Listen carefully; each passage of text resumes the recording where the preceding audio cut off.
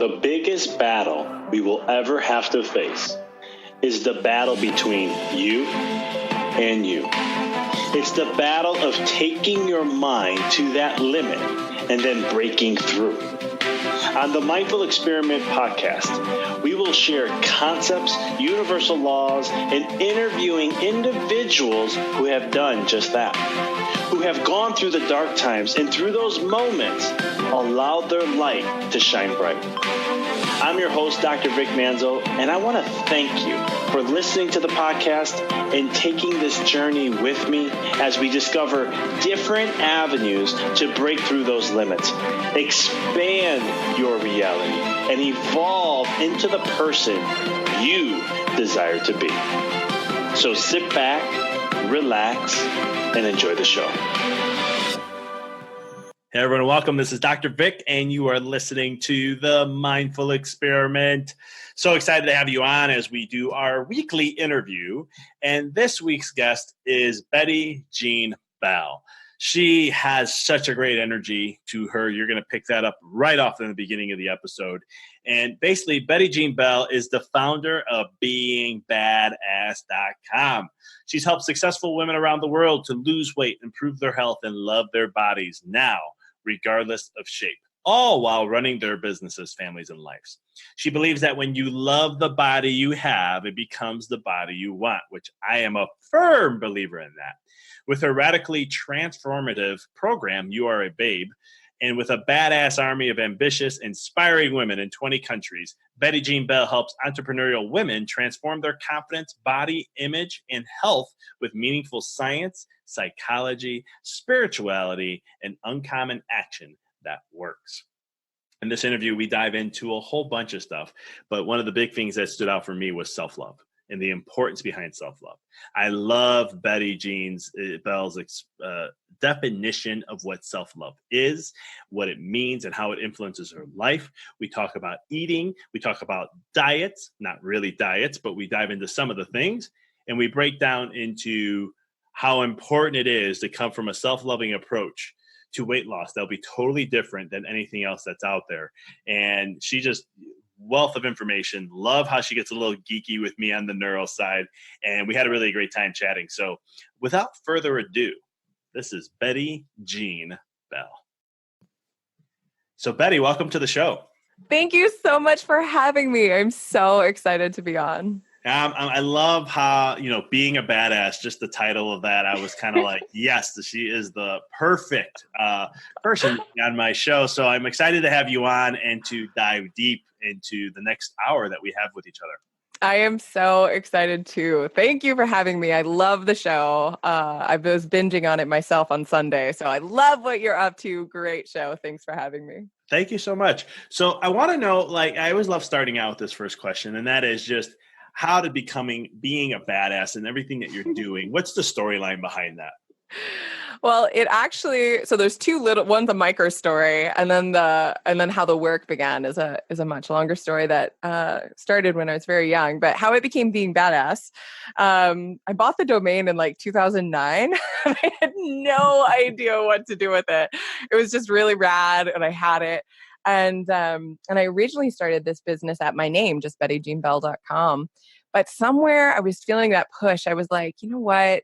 I feel like it's time for Being Badass to have a house, to have a home, to have a purpose. So I started it on Instagram, and it really grew and exploded on Instagram. That's how Being Badass came to be. And I think self-love is badass. That's the big core of what I do. I am a body confidence and weight loss coach. But my method is through the vehicle of self-love. And I think self-love is badass because it's having the courage to make your mental, emotional, and physical well-being your top priority. And so many of us don't do that. And the way it started for me is it started when I was 4. I always knew ever since I was 4 years old that I wanted to be an opera singer when I grew up. I started singing opera back then. I was in children's operas, at 8 and 12 years old. And that was always what I wanted to do. But when I was 11 years old, my body developed before anybody else's. And I went from being this body oblivious stick figure to looking like I belonged on a swimsuit cover. Happened overnight. So I got a lot of attention from boys, and unfortunately, it was not good attention. I'm sure they, no, as an adult, I know they obviously had crushes on me, but they showed it in a very abusive way. So, so from a very young age, a bunch of boys at school started verbally and physically abusing me, and I didn't know how to tell anybody what was going on. So this went on from age 11 till 17 until I moved away, and I never told anybody what was happening. And so when that started happening, that was when I became super self-conscious. And I went from, like I said, like being this opera singing, body oblivious, horseback riding girl to I quit doing all the things except music. Like music was my coping mechanism. It was everything to me. It was what I thought was my purpose. And when the boys started abusing me, I started having early stages binge eating. I didn't know how to deal with things. I started having depression and anxiety and panic attacks. I developed severe acne, all these physical manifestations of this stress from not sharing what was happening and not knowing how to share what was happening. So fast forward to age 17, it's time for me to go off and study opera. And I feel like this is my ticket out of here, right? Away from what was going on. But my throat starts hurting. And I go to the doctor and they say, oh, you have severe acid reflux. This is back in 1997. So there wasn't a whole lot of research around it back then. And the first doctor said, you'll never speak again, let alone sing. Ooh. And so it was devastating. So I tell my voice teacher and she's like, oh no, you are getting a second opinion. So she sends me to North Carolina to a research hospital where they're doing some of the leading research on acid reflux. And they said something similar, but they didn't say I would never speak again. What they said is, if you ever hope to sing again, you absolutely cannot speak until we try to reduce some of the, I had such severe burns and scar tissue developing on my vocal cords from the acid reflux. So it's 1997 to 1998. I spend the next 18 months mute. And there's no text messaging. So I'm carrying around this notebook with me, trying to communicate, as a freshman in college on a notebook. So funny. So very hard, very difficult for me at that age because suddenly I don't have my coping mechanism. They're telling me I may never sing again. I can't speak. I'm a freshman in college. And I still never really told anybody. I still haven't dealt with all the things that had been happening to me. So it was a really difficult time for me. I end up having my first reconstructive surgery to my stomach when I'm 18 years old, somewhere like close to 19 years old. And it definitely helped with the reflux. But then I was in voice pathology for the next 5 years, learning to speak without pain. So I was never able to sing opera again. And so I felt like during that time, I had a PTSD break, like all this stuff, it came to terms, like I'd lost my voice. And I finally told people what was going on. So I started trying to like heal and reconcile from my past. And, but I had lost my purpose, what I thought was my purpose. And so that was a new form of just depression, anxiety, panic attacks. Like it just kept deepening because now I didn't even know what to do with my life. And my whole life I was like, this is what I'm doing. This is my ticket out of this depression and all the things that I was trying to escape from. Right. It was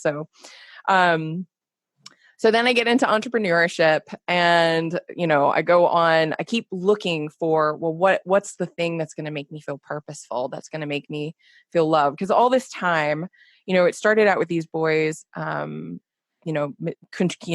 abusing my body verbally. And I had all these beliefs that I was broken and unlovable because those are the kinds of things they said to me. That I was ugly and unlovable. And so my career was the thing that kind of gave me purpose out of that. But all I really wanted was love, and I wanted to love and be loved. And I kept looking outside of myself for that because that's kind of where my brain had been taught, right? Based on what I'd been learning from the boys and from my experiences. So I'm looking outside of myself for a career, like what business should I have or what should I learn, right? So I go into entrepreneurship and I I have a lot of experiences in business, but one by one, with each accolade that I achieve, I keep being disappointed. I was like, God, I thought when this happened, then I would be happy. Right. And having not had coping mechanisms, I gained a lot of weight in high school, and I gained a lot of weight in my 20s because I was using food to cope with life, food to cope with all these things, especially after losing my voice. So I was sick. I was getting a new diagnosis every day. Once I got into entrepreneurship, or just like even working in businesses, I wasn't really an entrepreneur yet, and I didn't identify as an entrepreneur, but I was in the business world. And I was working these 16-hour days, really driving myself into the ground. I got to this one point where I was like, gosh, I really want to lose this weight. I think my life will start working and men will love me and all these things will happen if I just lose weight and have a body that's like a certain size, right? Mm-hmm. So I do what any woman would do.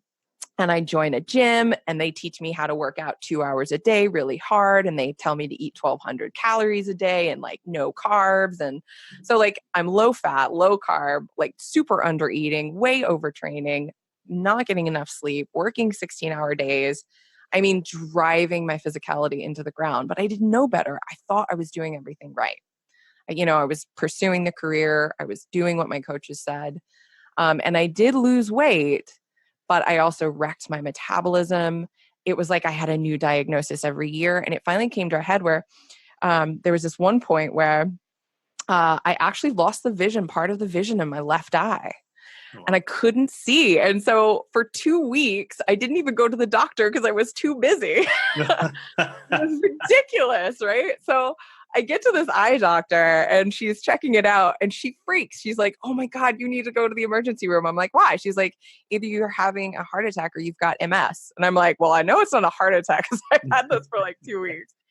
Turns out I didn't have MS, but I had to go through the whole gamut of tests. It was just that I had optic neuritis, something that was stress induced. So it took part of the vision in my left eye. It was like that for many years. And it did get worse before it got better. Every year here I am still trying to take my health back, but I really didn't know. I wasn't getting good advice. There was a lot of inflammation, still a lot of stress. I was trying to deal with my emotions from kind of the way my life unfolded, but still, wasn't really effectively doing it, even though I was trying. So I get into my 30s and, in my 30s, gosh, that was when my metabolism really tanked because, although I was able to lose weight doing the 2-hour training and eating 1,200 calories, it really exacerbated the eating disorder. So I was binging really hard on the weekends because I was undernourished, right? And overtraining and overworking. So in my 30s, I just like blow up. Like my body, I gain a ton of weight. No matter how much I train or how little I eat, it just gets worse and worse. And I've got hypothyroidism. I developed gastroparesis, which I'm not, a lot of listeners don't know what that is. And that's where the electrical system in your stomach quits working. And they said, you'll never eat solid food again. So I was on, I didn't do the diet they gave me because it's all sugar. So instead I just green juiced. That's all I did. And I hired an eating disorder coach, not so much to heal the eating disorder. It was more to help me process, like human beings, we need to chew things. And you kind of go a little batty when you can't chew food. So I hired her to help me kind of handle that I couldn't chew foods anymore. So I just went through a lot of stuff. I mean, there was more diagnoses than I can even recall to list to you. Mm-hmm. It was just like one piled on after the other. And finally, no matter how hard I tried, was trying to heal my body, trying to find purpose in my work, trying to find love, not just from men, but from myself, really trying, hiring and doing all the things. But I seemed to heal myself. I couldn't really get well. I didn't know how to make myself happy. So no matter how hard I tried, it was like with each accolade, I just felt more disappointed because I was so convinced that if I had all these external things that I would feel better, but I never did.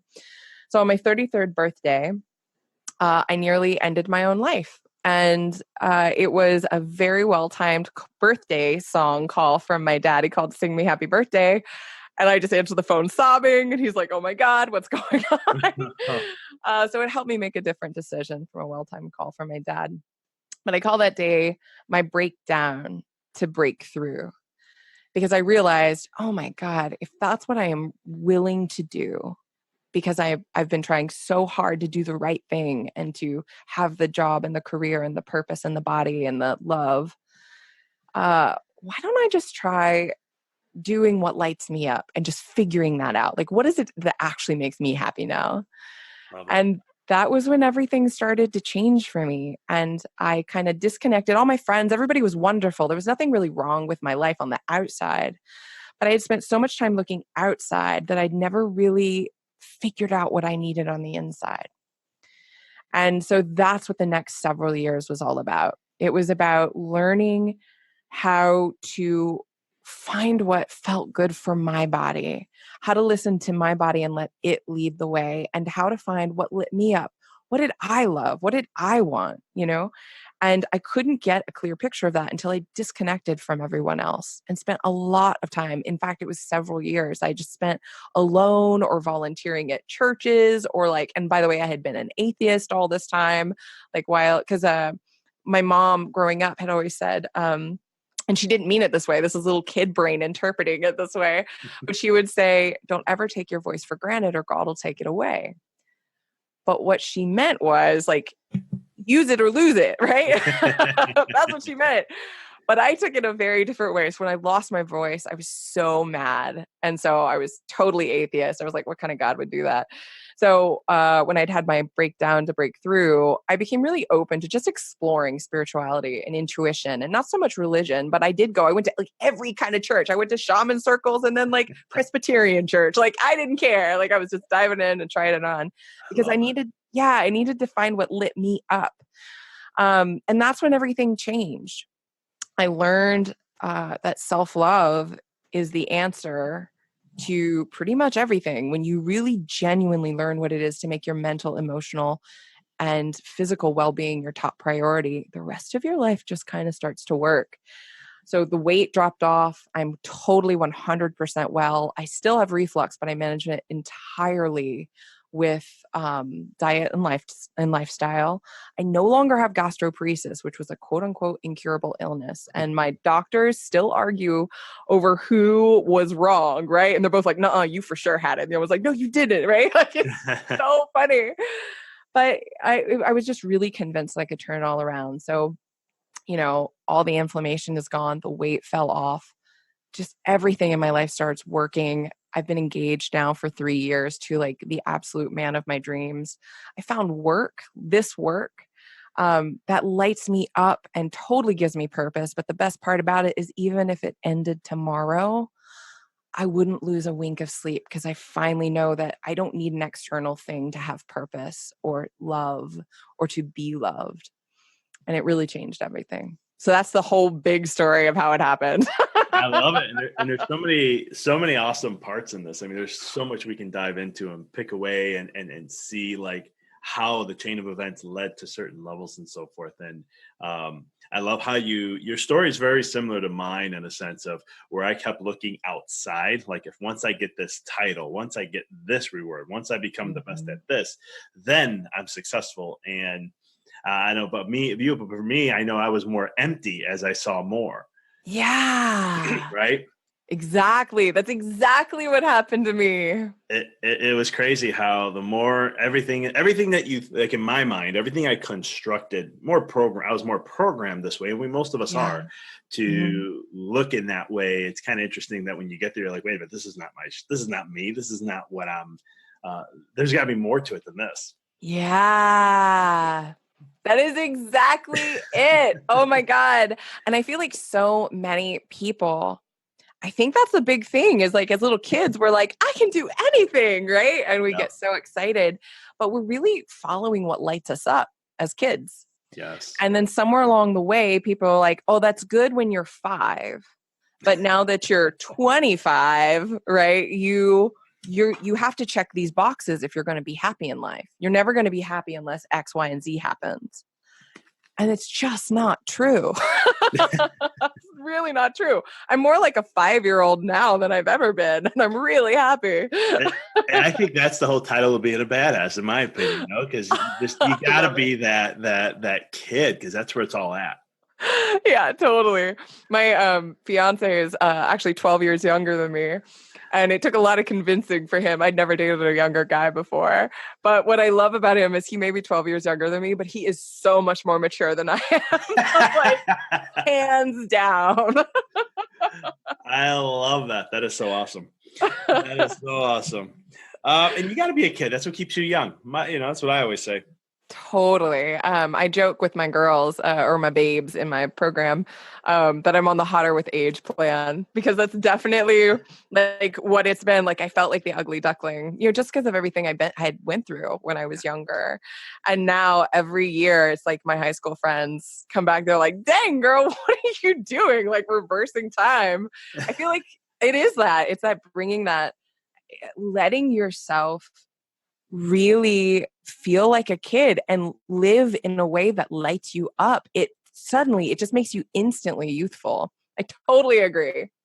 It does. I mean, it's the stuff, and I love you bringing this all up because I share this a lot in the podcast and other things I do where I talk to people about when you're just vibing, when you're connected to your source, your inner self, whatever you want to title that to be. Mm-hmm. Um, Everything changes in life, and your energy, the way your eyes glow, the energy field Yeah. around you, all this stuff, just you're at a different vibe, and people are going to look and be like, what are you up to? Like you just said, what are you doing? Like there's just something different about you. Yeah. It really is like that. And and you said, like, from what I've heard you talking about in some of your other shows, like you get it. Like really does attract like the concept of manifestation, it really is a real thing because what we focus on and what we allow ourselves to believe is possible for us. It's like when you let yourself believe in yourself, the things you really want, they come to you so much faster. It's like, honest to God, all of my dreams are coming true. This is the year more than any year in my whole life that I feel like I'm pinching myself each morning when I wake up. I'm like, oh my God, like these are all the things I've always wanted. And it's so humbling. Like multiple times a week, I get humbled, just like, oh my God, like my dream life is really unfolding. But it's all because I dared to dream that it was possible for me. And I've had that persistence my whole life. Um, it's magic. It's total magic. It is, right? And that's how and it's a normal thing. This is what normally happens, which I love you sharing all this. Um, Yeah. what story changed for you? What story did you tell yourself that started to see things different when you were going through all that change, your darkest night of the soul, that dark time that Mhm. you went through, and then you started, from that moment you started changing gears. Was there a story or something that you were telling yourself to change your belief system in order to change your reality? Yeah, I really started doing a lot of inner work. I started I was very coachable. So if someone gave me feedback, I didn't get all bajiggity about it. I just accepted it. I remember for instance, when I first started dating Chris, my fiance, we actually met at one of the churches that I was trying on, right? I was volunteering in their office because I'm a doer, right? So they're like, you should come to the Sunday sermons and stuff. I'm like, nope, I just want to volunteer in your office. Like I just like to get my hands dirty and meet the people doing stuff. So he was Wow. the grounds manager at this church. What I loved about meeting him is I was actually I was pretty newly out of everything that had been going on. Like it only been about a year since I had considered committing suicide. And I know that seems like a long time, but I was really still in the thick of it. Mhm. And I wasn't considering, suicide anymore, but I was still like trying to heal. And so I was on my spiritual adventure exploration, and I was still very inflamed. I was still very physically big. I was still wearing a size 14, 16. So I didn't feel the most attractive. I was at one of my biggest weights I'd ever been. And I was still pretty sore emotionally and just fatigued from everything I was feeling. But I was out there. I was being open and looking to heal. And when I met him during that time, what I loved is he really saw me for who I was, right? Like that's something that is magic about when you start getting on that healing path and you really make your well-being your top priority, the people who love you, the things that you want, they will come to you despite your circumstance. So before, old Betty Jean, like pre 33rd birthday, thought, no man will love me until I'm a certain weight, have a certain amount of money, have like all these conditions, right? Conditional love. Men will love me if I meet all these conditions. But on the other side, when I was like, you know what? I love me and I'm just going to figure this out. And I don't know how or what it looks like, but I'm going to do it. Like, I love myself. I'm going to do whatever it takes to take care of myself. And as a result, men love me on no condition. It's just because I exist. And that's what makes Chris and I so special. And what I'm so grateful for, he really is a product of my own personal healing. It wasn't because I became something. And yeah, it was really good. But during that time, to specifically answer your question, what new things did I tell myself? When Chris and I started dating, he told me that when he told me I was beautiful, that I would make this face as if he had just physically punched me. Like I would make a face like I was physically injured. And he goes, it's hard to tell you you're beautiful because it hurts to look at you hurting when I say it. And that really hit me. I was like, whoa, I didn't know that I did that.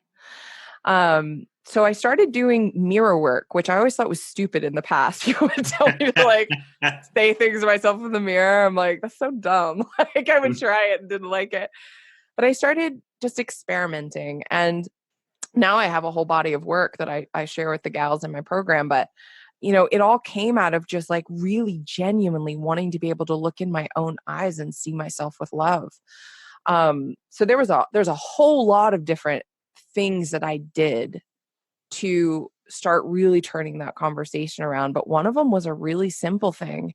And it was super uncomfortable. And it's really uncomfortable for a lot of women who first start doing it. But every single time I saw my reflection, whether it was in a mirror or in a window or anything, I would say, hello, gorgeous. Even if it felt like total BS. And it did for a long time. But I was committed to it. And now I see myself in the mirror and it's like, dang, girl, you look good. And it's so honest to God. Like I genuinely, the first thought is, I look hot. What should I wear today? Should I do something different with my eyes? I don't know. Like I just have so much fun dressing up now because of that practice, because of those early days of Hello Gorgeous. I love that. And it's something so simple, but it is powerful, you know. Yeah. To reprogram the thought process. Just doing that work alone from a neural side, you're going to slowly change the game. You're going to change that brain to look at things in a different perspective, like you have now. Yeah, totally. And that's what it's all about. Like I'm like you, I'm like super nerdy about brain science. Like I love it. Oh my God, I love it so much. And it's so funny because we love to overcomplicate it. But really, the way we criticize ourselves in the mirror or just criticize ourselves in general, it's just a habit. We've just built these deep neural pathways where our first, just what's comfortable, what's normal is self-criticism.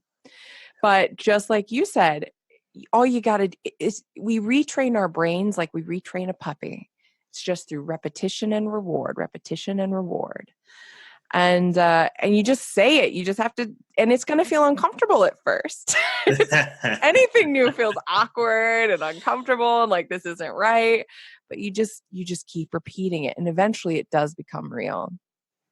Yeah. And it's a little steps at a time. That's why I always tell people that we live in a world of instant gratification. It's one of those things where I'm like, just make little small changes over a long period of time, and it will eventually change, become normal. Totally. That's exactly it. Exactly. It becomes totally normal. And then you look in the mirror and you're like, dang, girl, you look good. I love for all the listeners out there. Try that. It works. Trust me. It does. You got proof right here with Betty, and I've used that myself. It works. I love it. So the term self-love, you know, it's I've heard this many times. People talking about how you have to love yourself first, self-love, and all these things. Love to ask you first, what does it mean to you? And then we'll get it. I think we kind of got the why of the importance, but we could dive into that also. Yeah. So a lot of the time when women talk about self-love, they immediately move to self-care. So they think, oh, it's mani-pedis. Oh, it's massages, right? I love myself. I take care of myself. But then they'll also say, I don't have the money for massages. I don't have the money for mani-pedis, right? Or I don't have the time. Yeah. And honestly, those are nice. Those are nice gifts that you can give yourself, but that's not what self-love is. Self-love is making your mental, emotional, and physical well-being your top priority. Because if you think about that, when you love something, lots of babes out there, they have families or they have businesses or careers, things that they feel are really, really important. Maybe they don't love their career, but they love their pets, right? And they love their kids. And when we love something, we make sure whatever our kids need, like they've got it. Like, what do they need? They need good food to keep them healthy. They need a good school. You stick up for them when they're having a hard time at school. Like, you go to bat for them and you make time for them and you invest in them.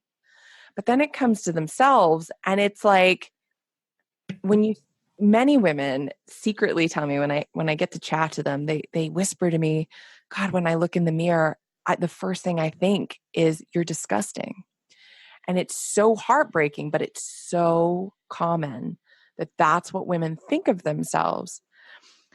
How do you treat someone when you're disgusted by them? It's like, you don't treat them great. You don't want to spend time with them. You don't want to look at them. Like, the last thing you want to be with is somebody who disgusts you. Like, that's a really powerful statement. And that's where a lot of women are living. They believe they love themselves because they're trying, they start the diet, they join the gym. Like, those are efforts of self-love. But the problem is that it's starting with action. So one of the things I tell women a lot, I say it all the time on Instagram, and I'm always saying it in my practice, is our thoughts create our feelings create our actions, and our actions create our world, which include our body. So when you think about that, when we start with diet or exercise, something like that, you're starting with action. You're not actually starting with your thoughts about it. You're not starting, like, a lot of women hate exercise. They hate dieting. Like, they're so tired of restrictive dieting and all this stuff. So you're coming into this doing something you hate. How do you treat something you hate? Not well. So for me, I feel like the only way to create any kind of real healing or lasting transformation, the only way to lose weight forever without even feeling like you're trying to lose weight, is by starting with your thoughts about food, your body, yourself, your time, your resources, all of that. When your mental, emotional, and physical well-being, your thoughts around that, when you handle those first, the actions and everything just follow automatically. Because just like I said before, when you love something, it is your top priority. You make time for it. It's easy. You enjoy investing time, money, and energy into it. But when you hate something, you resent investing time, money, or energy into it. So I feel like transformation that lasts, healing, all of that, it really has to start with your thought life. And then your actions naturally happen. Then the outcome, it just happens automatically, but it all starts with your thoughts. And so that's why I feel like self-love is the thing that is missing in pretty much everything these days. Yeah, I couldn't agree with you more. I think we need more of it. And I love your definition of it, how you explain it from a different perspective of taking, the being side of it first before the doing, or, those types of things. Yeah, Really, totally. really huge. I mean, in my first book, I talk a lot about the be, do, have model, and how we have that reverse, and we do the have, do, be, right? Yeah, exactly. And Yes. that's your story. That's my story, right? You thought you have to have this, then you could do this, so you could be this person. And I think everyone I don't know where this training comes from, but it's just how we've been programmed as a society, especially in America. It's a very yang society. So much do, right? Yeah, totally.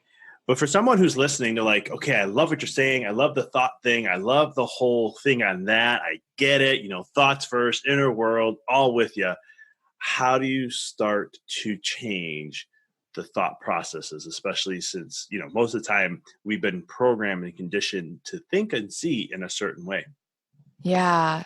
So one of my very favorite tricks to start people with is one that came out of meditation. So I'm telling you, whatever you guys want to call it, but like I call it my angels. So I think my angels are hilarious. They're super goofy because I'm super goofy.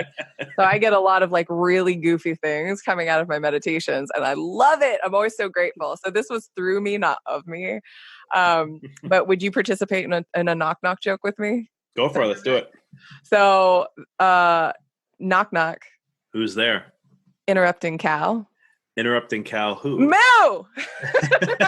So that joke came to me in a meditation from like serious straight down loud. And what it was is that is the trick that I teach my babes for interrupting negative thoughts. So it's the interrupting cow trick. That is what we call it. And so when we first start, what happens is I actually don't start women with hello, gorgeous. Because so often when you are thinking, I'm disgusting every time you look in the mirror, so immediately going to hello, gorgeous, it's like way out of your realm of possibility. It's like so far opposite that you're like, oh my God, I'm like never going to say hello, gorgeous. This is like not even right for me. So what we do is we first start with the interrupting cow trick. So every time they catch themselves criticizing, like, and it isn't just about our bodies. Like we often will criticize ourselves like, oh, I could have done better, or, oh, I should have known better. Like all these things, like there's so many ways that we will criticize ourselves. So I have my babes notice that the very first thing, as soon as you notice criticism, you go, no, I am not thinking that thought. A lot of it's just interrupting the thought. And then in the first early stages, I have folks, whatever it is they like, Instagram or Facebook, whatever their little favorite social media platform is, Pinterest, I have them make an album of all baby animal photos or baby animal videos or adorable little ducks or little like baby deer bouncing in the, field, like whatever, just super cute things that have nothing to do with your life. They can't trigger an opinion, nothing. They do moo trick, interrupting cow trick. So they moo when they notice the critical thought, and as fast as they can get to it, they open up something that has nothing to do with it and makes them laugh.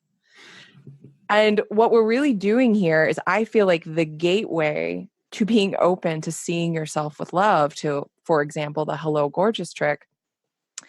It isn't about saying the opposite of what we believe. It's about interrupting the negative thought and rebuilding the pathways to something that lights us up. And it's got to be light, because if we try to assign too much meaning to it, we can introduce too much resistance. And so I just try to keep it really benign and really fun and light. So the interrupting cow trick is hilarious all by itself because my girls are like mooing all day. And it's really funny. I've heard them doing, like one woman, she had a clothing business and she would sell clothing on Facebook Lives.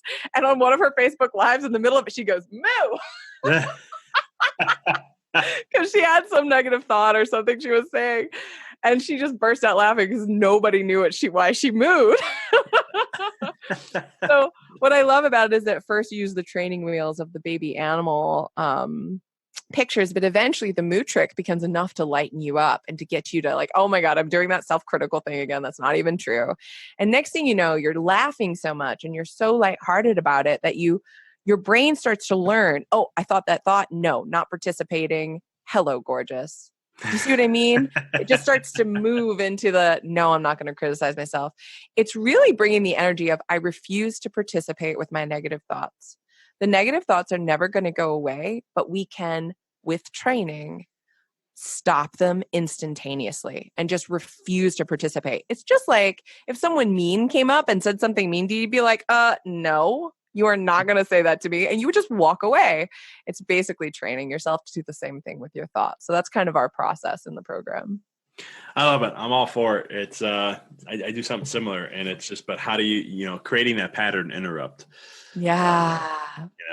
I know you're into neural stuff, so like Hebb's law, nerves that fire together wire together. So it's, That's right. the more that you continue to, for the listeners out there, it's all neural stuff. That's why I love neurology, and being a chiropractor is just even more fun because we understand patterns, we understand how the brain adapts and how it conditions itself and all this. But it's really interesting to you get caught in these circuitries, this routine. And what you're sharing is just great because you just stop that nerve to fire and say, let's go over here instead. Yeah. But you're doing it too. So I love it. It's like we're nerding out together. Oh yeah, no, totally. I mean, I'm all about it. It's, but I tell people all the time, I'm like, cause people say, well, how do I break a pattern? I'm like, you can't break neural patterns. You can train yourself to have new patterns, and then eventually the old will reside. Yep. But you can't break a pattern to create, and then just switch over. I'm like, it's just, I get real nerdy. So I'll be like, the law of thermodynamics states that you can't create or destroy energy. You only can transform it. It only moves in other forms. I'm like, neuro's the same way. You can't break nerve patterns. You can just create new ones. And that energy that held that system up in place will reside and move to the new pattern that you're creating. Yes. Seriously, like I love stating studies as well. Like I get so nerdy, just like, if I have a belief, I'm like, I wonder if they've done a study on that. And then like dig into all the journals. Like I love it. I love it so much. Yeah, it's fascinating stuff. So it's cool. So I love that aspect, and it works wonders. Have you ever heard of the ones like with rubber bands or kindness type stuff where you switch over and it kind of helps you become more conscious and aware of how many times you do it? Is it like where you wear the rubber band on your wrist and snap it every time is it that kind of thing, or is it different? If you're into the pain side, yes, you can do the snapping. Not necessary, but some people need that. That's right. And then there's some where you go, there I am. I did it again. Let me take this brace off. Let me put it on my other wrist now. Oh, I love that. Yeah, there's so many different ones out there, but I know I was at a seminar one time and the chiropractor presenting was like, you all need to get a bracelet, take these rubber bands, and when you say something negative about yourself, he just snaps himself really hard. I was like, man. I could see when I may need that if I'm stubborn, but I think I can try to avoid that if I could. But yeah, totally. Yeah, I'm not into the pain thing either. But everyone's different. One of my buddies, Manish Sethi, he invented Pavlok. Have you heard of that? Sounds familiar. I don't know if I have though. It's a wearable device that electrocutes you. Oh my goodness! You into habit change. Oh my god, it's so intense. He's so wild, but it makes me think of that. Yeah, I mean, hey, I always tell people whatever works for you is all that matters. That's right. So as we're talking about a lot of self-love here, and I know you do weight loss and stuff, and I've always been a component of that. Doing is important, but it's the being aspect of where your mindset is and how you see things from a self-loving approach when it comes to weight loss. How's that different from the gazillions of other methods that are out there? Yeah. So the gazillions of other methods, I mean, like a lot of those methods are scientifically proven. So that's the big thing is like people are often looking for that silver bullet, right? Like I've got to find the diet that I can stick to that lets me eat all my favorite foods. But and it's the secret weight loss diet. It's the one that works better than all the others. Like that's what people believe. But I can tell you that 100% of the women in my program are all getting the same results, and they all eat 100% different dietary theories. Not a single woman is on the same dietary theory. And that's what I'm always teaching. Like, it isn't about the diet. You pick whatever diet feels good in your body and helps your body heal and stay healthy, right? And that's an art in and of itself. So we help women through all of that. But that's still the doing, right? Yep. So like that's what when women come in, they're like, I just want to lose weight. If I can lose weight, my life will work. They genuinely believe that. Like my health will turn around. I'll do better in my career. Like everything in my life will work if I just lose this weight. And so that's why I teach weight loss. I'm like, great, we can help you do that. And then you get in the door and I'm like, okay, so we're gonna put this little weight loss goal. We're gonna tuck it here, and you're gonna focus. You're gonna think about it every day. So like we meet for meditation every single morning. It's called Feel Good 45. We get you feeling good before you start your day. Nice. So super fun. So we read and visualize what it is we want to bring in our lives every single morning. So for many women, it's visualizing themselves in a trimmer body. So like weight loss isn't ignored, but we don't move into action. And so like, I think that's the real big thing is for the first, there's a lot of habits where, we teach habit change. We teach the things that absolutely are critical to helping women heal their bodies, lose weight, and make their mental, emotional, and physical well-being a top priority. But like you and I have been talking, it's all slow because there's studies out there that show it takes an average of 66 days to form a single habit until it's automatic. And that doesn't even count like emotionally charged habits. It's like remembering to drink a glass of water in the morning. It takes an average of 66 days. And in the study, like the top people, the people it took the longest, it was like, I don't remember the exact number. It's like 284 days or something. Like that's a long time to remember to drink a glass of water in the morning, right? Yeah, tell me about it. Yeah. So like habit change takes time. And so we work on habit change. We do we do address all the typical weight loss stuff, but we come at it through that lens of self-love. When you start to look at what is it that's going to make my mental, emotional, and physical well-being my top priority, we ask questions like, okay, so you want to stop overeating. Well, let's dive into why you're overeating in the first place. People often say, oh, I just love pizza. And I'm like, well, I love pizza too, but that's not why I overeat it. It actually has nothing to do with the pizza. So we have a lot of really deep conversations, and we really help women become aware of what it is they're doing. So actually there's like kind of a 3-step system. It's rituals. We start with rituals. Nice. Step 2 is awareness, and step 3 is systems. So the way we come at it is we do rituals because it's a great way to bundle habits. If it takes 66 days, an average of 66 days to form a single habit until it's automatic. Well, if you make a ritual that bundles together a bunch of habits, you kind of bypass that research a little bit. Now you're spending 66 days trying to remember to do your ritual, which actually knocks out a bunch of stuff, right? Yeah. Which is cool. So we do rituals. Step 2 is awareness. So what we look there is, okay, why aren't you doing your ritual? Let's look at that, right? Let's dive into that. So when we're building the awareness, we find what challenges are coming up that are hindering you, so that we can build systems around it, but also what meaning are you assigning to this? So are you beating yourself up because you didn't lose 5 pounds? Or are you saying, oh, I can never solve this challenge because my kids always need me at 9:00, right? Or like whatever it is. A lot of the time we're just assigning these meanings that limit us, that aren't even true.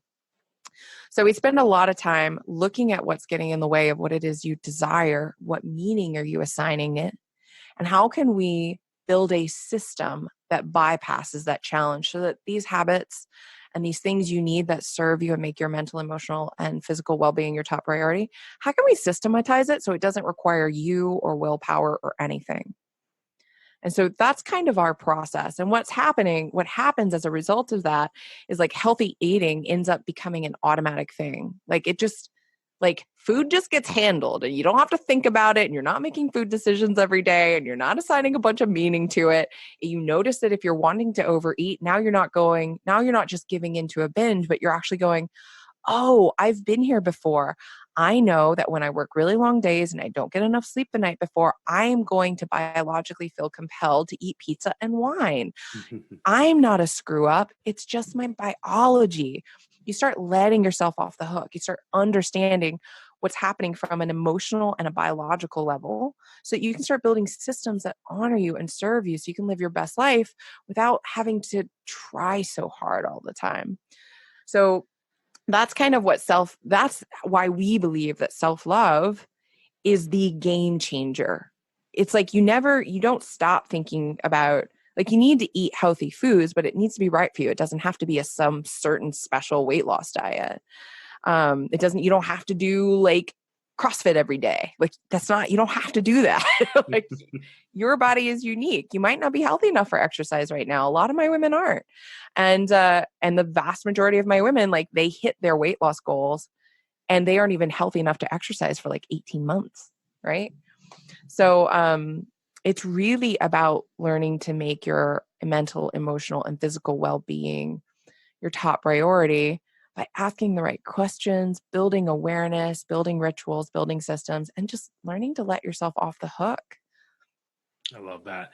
And because it sounds like there's a little bit of perspective involved in this. Like, is there any perspective of how you view food or how you view, let's say, you're not feeling well and you want to have that pizza, or you want to have that glass of wine with it, or you want to have a whole pizza, whatever it is. Is there like a perspective that you try to get people to be like, it's okay to do that when you get to a certain level, like it's okay if you want to do it. Don't beat yourself up over it. Yeah, totally. So my perspective on food is it's delicious. Yeah. And the big thing I like to teach gals is I think one of the most important things is there no food should be off limits. I don't believe in treat food or cheat days. Food is just food, right? Yeah. And I think the biggest key is understanding inflammation. So I teach the gals what inflammation is and how their choices about what they put in and on their bodies, how that impacts their weight loss goals, their health, their mood, their endocrine systems, all of that. And I feel like once someone really understands what like a Papa John's pizza is compared to here in Austin, Texas, we have a place called Mod Pizza, which is like, I want to live there. Have you ever heard of Mod Pizza? I've heard of them. Yeah. Oh my God, I love it. So you can get gluten-free.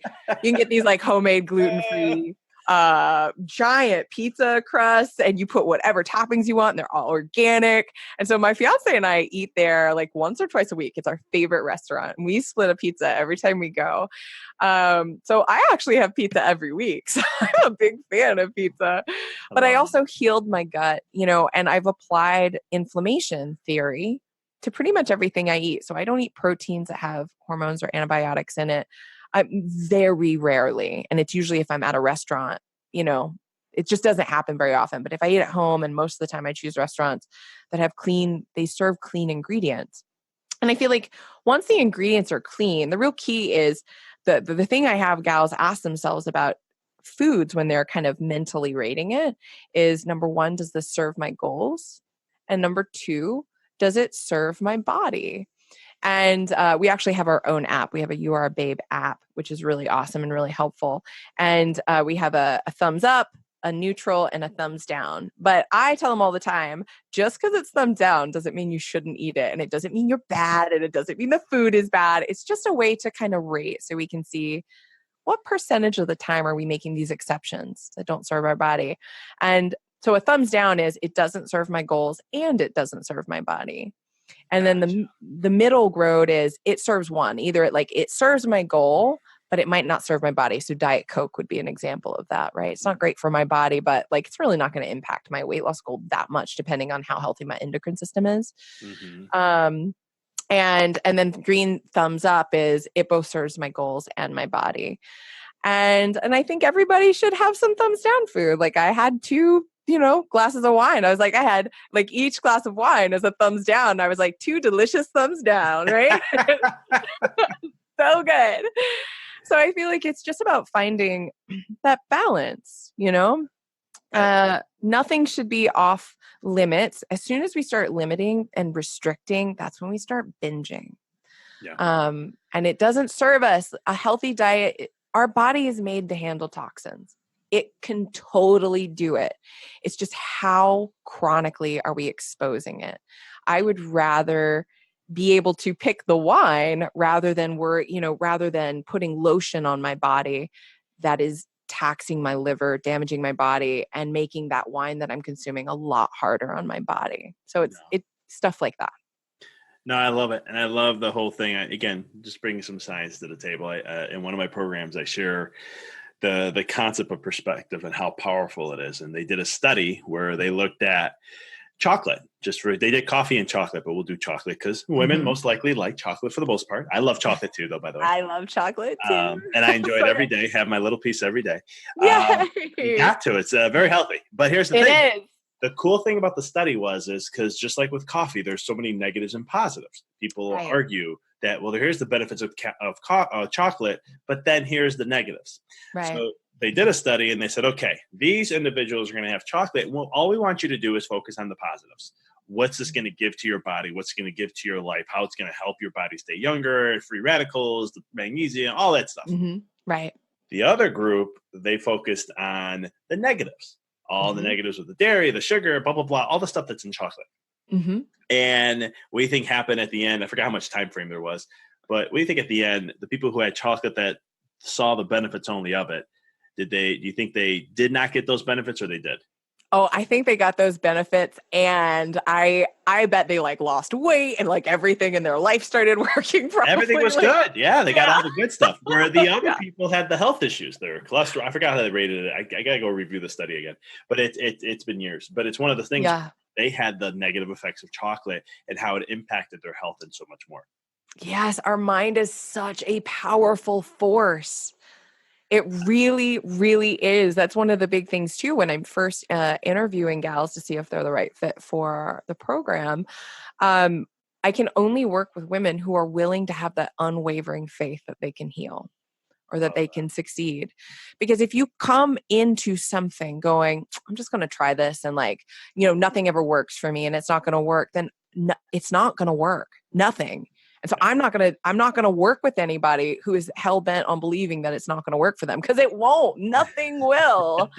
I only want to work with those women who are line in the sand. I am healing. I don't know how, but dang it, this is happening. Because when you have that unwavering faith that you can heal, I'm telling you, that's what healed me. It wasn't that I knew how. It was that I believed come hell or high water, this was happening and universe would show me the way. I love it. And I can relate so much in so many ways, especially being a chiropractor. It's the same thing. If someone comes in and you just think chiropractic only helps with pain and that's all it's going to do. And that's it. And I'll look at them and be like, yeah, what happens when you're out of pain? Well, I don't think I need this anymore. And I'm like, okay, what's the thing that got you there? And then I have to go through this whole process. And again, you got to make sure they're fit for especially the way I practice it. It's lifestyle and you got to make sure that people fit. So yeah, totally. So we're getting down to the hour here already, man. This was quick. It was. You're so fun. I love what you're up to so much. You're so easy to talk to. I appreciate it. Same. We're on definitely the same wavelengths. Totally. What is some things you have going on? Masterclass. Let's talk a little bit about that real quick. Yeah. So I have a masterclass right now, but by the time this recording comes out, I am so excited because I'm working on a new masterclass. It's so rad. And I feel like this is the best thing I have made. So many women are ask me, how do I stop overeating? How do I end the self-criticism? And how do I really start seeing my body with love? And by the way, I'd like to lose 20 pounds. I hear it all the time. So this new masterclass, that's what it's all about. It's the exact steps I use with all my clients to help them stop overeating, end the self-criticism, and truly see their bodies with love. We break it all down for you. You've heard a lot of the pieces. It's a lot of what we talked about today, but I really break it down kind of in a linear path, and it's totally free, and you can find it on my website at beingbadass.com. And I am so excited for anybody listening. If it's resonating what you've heard today, then I really think this masterclass is going to help you a lot. So I'm really excited to share it with you. Love that. And how could people get a hold of you outside the website? Anything else, social media? What do you recommend? Yeah, I am an Instagram fanatic. So you can find me on Instagram at Being Badass. Yeah, I love it. So you can always DM me. I check my DMs all the time. We also have a Facebook group, and I will start doing here in the coming weeks. I'm going to start doing some little mini master classes in there, but Instagram for sure is my jam. Love it. Cool. Well, Betty, this was awesome. Appreciate having you on and the content and everything sharing. I know you're doing great things, and I love your story, and I could see the power from what you went through and where you are now and how it was a catalyst for you. So I'm excited to see the continued work of you. Thank you so much for having me, Dr. Vic. You are such a delight. Thank you so much. Thank you for listening to the podcast. For past shows, please visit www.empoweryourreality.com. I hope this show inspired you and added to your life to help you on the journey to rediscover who you really are. To connect with us on Facebook, please visit www.facebook.com/Dr. Vic Manzo. Check us out on Twitter. The handle is Dr. Vic21. Follow us on Instagram, www.instagram.com/Dr. Vic Manzo.